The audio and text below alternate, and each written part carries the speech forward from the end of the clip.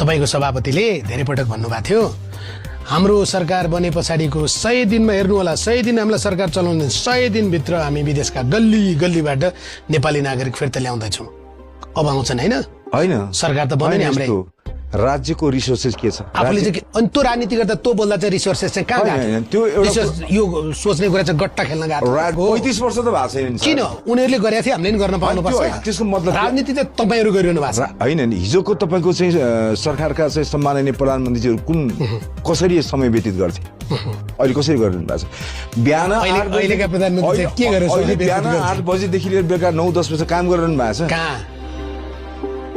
कहाँ कसले देखे सिंहदरबारमा बसेर कसले देखे मैले देखेँ खै त हामीले त देख्दैनौँ ठेट कुरा भनिदिउँ अब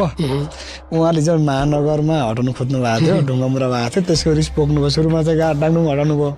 तर पछि उहाँले रियालिटी के थाहा पाउनु भयो देशभरि हेर्नुभयो नि त पहिला महानगरमा त हेर्नु भएको थियो